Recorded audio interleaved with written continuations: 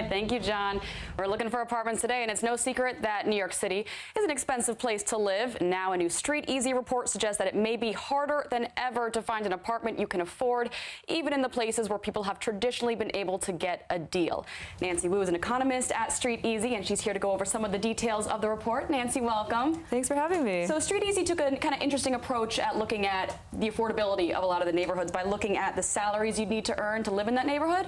Yes, we looked at the median rents and how much they've grown in the past 5 years for various neighborhoods in Manhattan, Brooklyn, and Queens. And we also looked at the median salaries that people earn in these neighborhoods and how much those have changed in the past 5 years and compared how they match up. And we found some of the neighborhoods where salaries were growing not as quickly as rents were.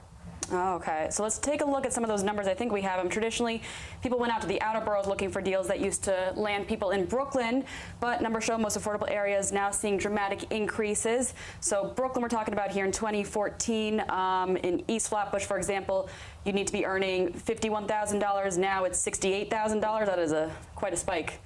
It's a big change, and in the past, this is why we're seeing so many of the Brooklyn neighborhoods like East Flatbush go up in rents. In the past, a lot of people were moving to Williamsburg and Bushwick, and as those areas get more expensive, then more and more people are moving south to these other neighborhoods, and as a result, we're seeing rents increase in the outer boroughs as far as they go. There just isn't enough space in the city.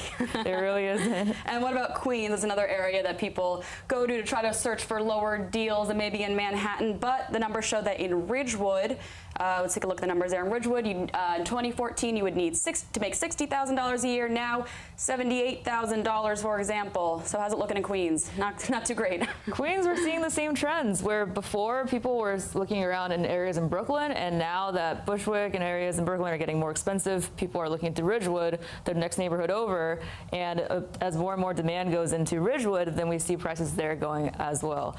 And we're seeing the same demand come in Flushing and Kew Gardens, where there's a lot of new developments and renovations of older apartment buildings, and that's driving up rents as well. So what do you make of the trend where more affordable neighborhoods are getting these significant rent hikes? It was surprising to us, but it also makes sense. We see that New Yorkers always face the trade-off between having greater affordability and having a longer commute. And as more and more people chose the affordability route, they'll move farther and farther out into the city, driving rents in those areas to go up over time. Okay, so what about if you want to stay in Manhattan, what are the neighborhoods that have been generally associated with getting a better deal, and are they still a good deal? So in Manhattan, the neighborhoods that we're seeing with rents rising are all in northern Manhattan, like Washington Heights, Central Harlem, East Harlem, and that's because a lot of people are finding Manhattan more and more unaffordable. And we're talking about one-bedrooms and studios rents here, so these are some of the last remaining neighborhoods where we can still find an affordable one-bedroom or studio from a median salary.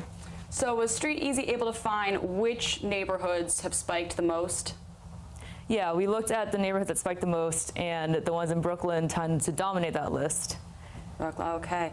Well, Nancy Wu, thank you very much for joining us. It's going to be a tough deal to find an apartment here, right? It is. Thanks for having me. All right. Thank you very much.